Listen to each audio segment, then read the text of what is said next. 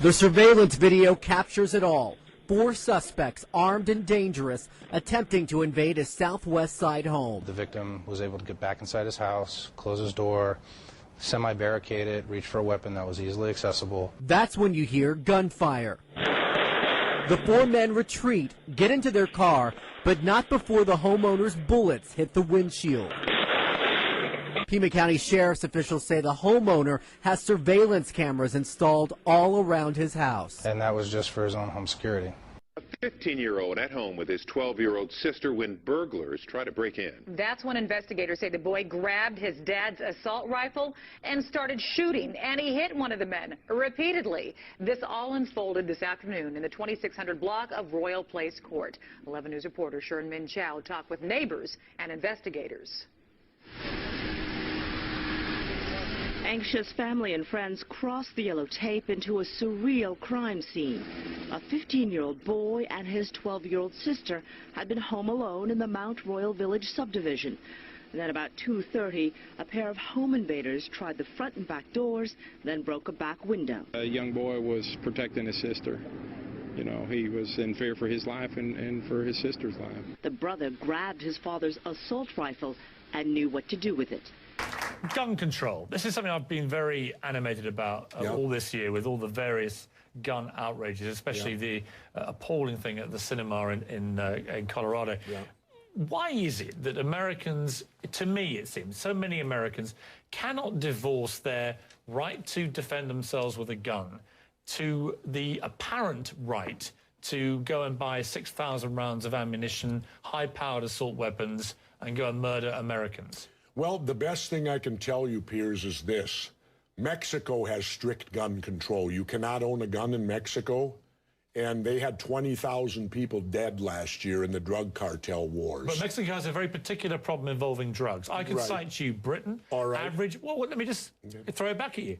In Britain, for example, an average of 35 people a year are murdered with guns. In Germany, it's about 40 to 50. France, the same. Spain, the same. Italy, there's a pattern here. America, 11 to 12,000 a year. This country has more guns than anybody else and more gun murders. It's inarguable, isn't it? No, not at all. It is. Because I was in the Philippines physically the day Ferdinand Marcos declared martial law and made himself a dictator. And the first thing that dictator did, he gave the people of the Philippines 2 weeks to turn in all their guns or it was the death penalty. Now, why would a dictator do that? Why would he make his #1 priority when he took over as dictator to disarm the public? The Second Amendment is there, and it was put in there not for hunting and fishing like they like to say, because back when they did it, if you didn't hunt or fish, you didn't eat. It was put in there so the citizens would have the ability, if their government became oppressive, they could defend themselves against oppressive government. And when they get our guns, they can have their world tyranny.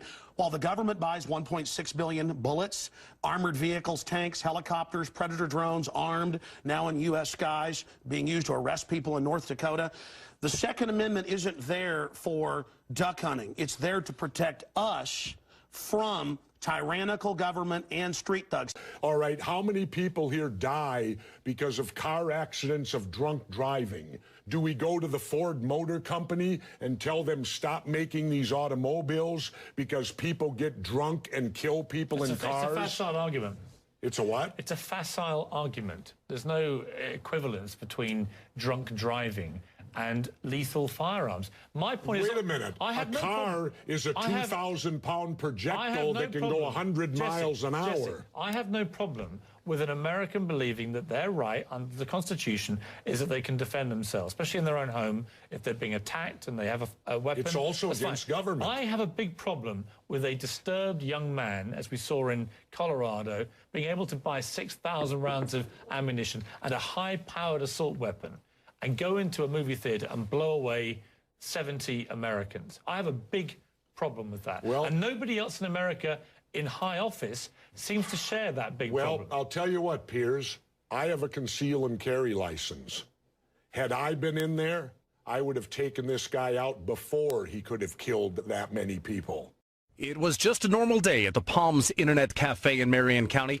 You can see the customers chatting and playing their games, but they were interrupted by these two men. Watch as deputies say Davis Dawkins and Dwayne Henderson come in and wave a gun, pointing it right at the customers asking for valuables. But just seconds later, someone steps in. Look at the right of your screen, a man running with a gun, firing at the suspects. From another angle, look at the guys in black clothing with masks, one with a gun, the other with a bat. You see them, and then you don't.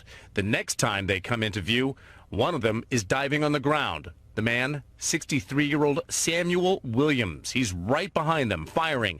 They leave. Williams, calm as can be, locks the door and waits for police. When questioned by detectives, he said he was with his wife at that cafe and was afraid they were going to shoot someone. He told them he was scared. And you wonder, did he hit either of the guys? He sure did. Marion County detectives found them at the hospital, both with gunshot wounds. So there you go. Williams, however, will not be charged. Dawkins and Henderson, yeah, they are being charged with attempted robbery.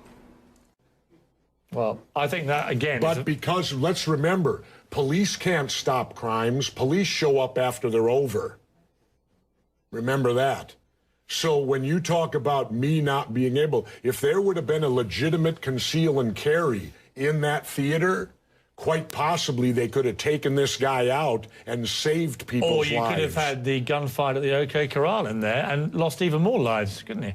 That's what could happen. Anyway, let's take a break. What roll of the dice would you like? You'd prefer to be unarmed? How many people here think I make crackpot points?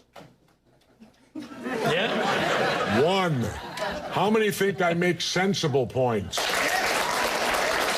I don't care what the justification is, that you're allowed in this country to own a semi-automatic weapon, much less a handgun. But what do you need a semi-automatic weapon for? The only reason I think you need it is, Pierce, challenge Alex Jones to a boxing match, show up with a semi-automatic that you got legally, and pop him. I'd love to see that. In uniform. I'll borrow my brother's uniform. We only have the problem in our cities and unhappily in our schools where people like you have been able to get laws put on the books that keep people from being able to defend themselves. I honestly don't understand why you would rather have people be victims of a crime than be able to defend themselves. It's incomprehensible. You're an unbelievably stupid man, aren't you? It seems to me that you're morally obtuse. You seem to prefer being a victim to being able to prevail over the criminal element. And I don't know why you want to be the criminal's friend. What a ridiculous argument. You have absolutely no coherent argument whatsoever. You don't give a damn, do you, about the gun murder rate in America? You don't actually care. All you care about It seems to me that facts don't bother you, do they, Mr. Morgan? You would like to see...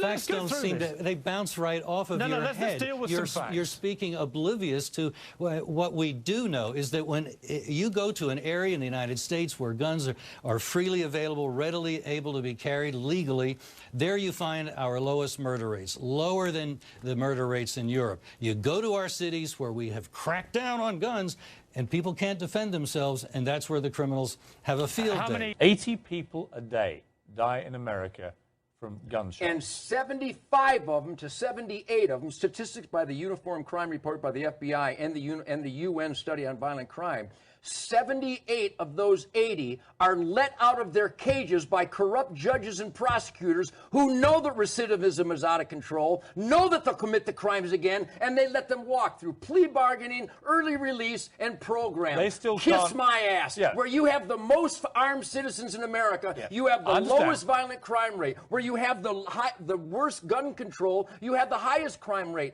Pierce, choose one. Do you want a lot of crime? We have it.